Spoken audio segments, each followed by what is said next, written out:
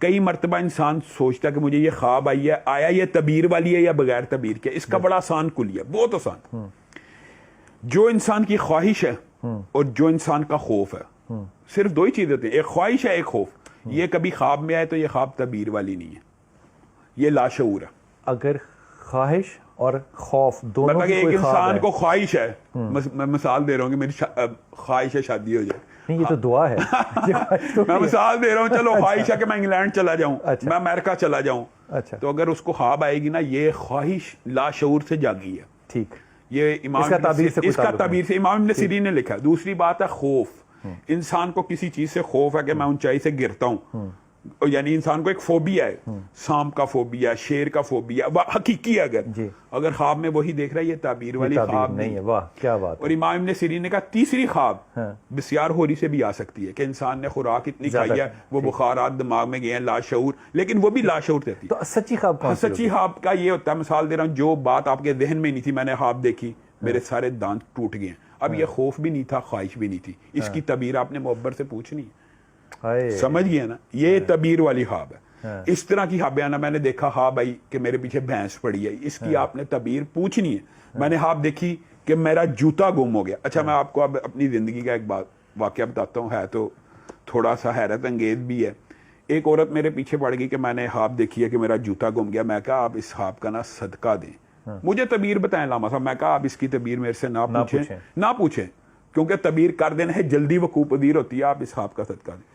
آپ کو قسم لگے آپ نے بتانا، میرے پیچھے پڑ گئی۔ میں کہا یہ خواب کی تعبیر اچھی نہیں ہے، میں آپ کو یہ بتا رہا ہوں، اچھی نہیں ہے بتا دیں۔ میں کہا یہ آپ کے خاوند کی فوتگی کی تعبیر ہے، کیونکہ مرد جو ہوتا ہے وہ آپ ننگے پاؤں ہو گئی ہیں، وہ آپ کی جو چپل تھی وہ اتر گئی۔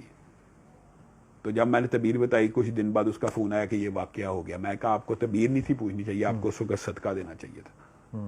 اس طرح کی جو خوابیں ہوتی ہیں نا، ان کے اندر اشارے موجود ہوتے ہیں۔ اور میں آپ کو ایک بات اور بتاؤں، خواب صرف اطلاع نہیں ہوتی، خواب برائے تدبیر بھی ہوتا ہے، گائیڈنس بھی ہوتی ہے، گائیڈنس اور تدبیر۔ دیکھیں حضرت یوسف کا جو خواب ہے، کیا بات، وہ سارے کا سارا تدبیر کے لیے آیا ہے کہ یہ واقعہ ہونے لگا، 7 سال یہ ان کی پلاننگ کر لو، پہلے سے پلاننگ کر لو۔ کیا بات ہے۔ اور دوسری بات یہ ہے کہ ایک بات اور سمجھنے کی ضرورت ہے کہ آپ کا خواب آپ کے لیے حجت ہو سکتا ہے، میرے لیے نہیں۔ اگر یہ کلیہ اپنا لیا جائے نا، تو معاشرے کے اندر جھوٹے خوابوں کی ویسے ہو سکتی نہیں ہو۔ نبی کریم نے فرمایا جو بندہ جھوٹی خواب سناتا ہے نا، اس کا عذاب اور وعید بہت زیادہ ہے، کیونکہ اصل میں جھوٹی خواب نبوت کا ایک حصہ ہے، 46واں حصہ ہے، لیکن وہ حجت شرعی دوسرے کے اوپر نہیں ہے۔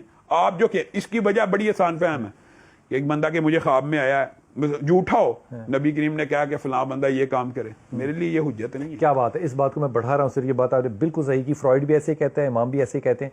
ایک خاتون تھی ہماری جاننے والی، میں انہیں بڑی اچھی طرح جانتا ہوں، انہوں نے کسی شخص سے کہا کہ میں نے خواب میں دیکھا کہ اللہ تعالیٰ نے آپ کو مجھے دے دیا ہے، تو اب آپ مجھ سے شادی کر لیں۔ اب یہ دیکھیں، یہ حجت نہیں ہے، حجت ہے کہ خواب انہوں نے دیکھا ہے، حجت پوری کرنے کے لیے وہ آ جائے۔ لیکن اس میں جو ایک میرے خیال میں بڑے سبق کی بات ہے نا، وہ یہ کہ خدا کے واسطے جب آپ کسی کے پاس جائیں اور وہ شخص ایک بات کہہ رہا ہے، علامہ صاحب نے کہا کہ نہ پوچھو، تو ادب یہ ہے کہ نہ پوچھو۔ اگر اتنی ہی بد اخلاقی ہے تو پھر آپ اس کا جو خمیازہ ہے وہ بھی بھگتیں۔ میرے خیال میں یہ ایک بہت بڑا ویکیوم ہے ہمارے معاشرے میں کہ ہم چاہتے ہیں کہ جناب مجھے تلی کے تلی جو ہے نا، وہ فوری طور پہ جو ہے اس کا فیصلہ سنا دیا جائے۔ حضور بہت شکریہ۔ جو پیاس ہے نا وہ لگ جاتی ہے آپ سے گفتگو کر کے، بجھتی کوئی نہیں ہے، یہ میں آپ کو نا تشبیہاً نہیں حقیقتاً بات کہہ رہا ہوں۔ اللہ تعالیٰ آپ کو سلامت رکھے، ملاقات ہوگی انشاءاللہ تعالیٰ۔ السلام علیکم ورحمۃ اللہ۔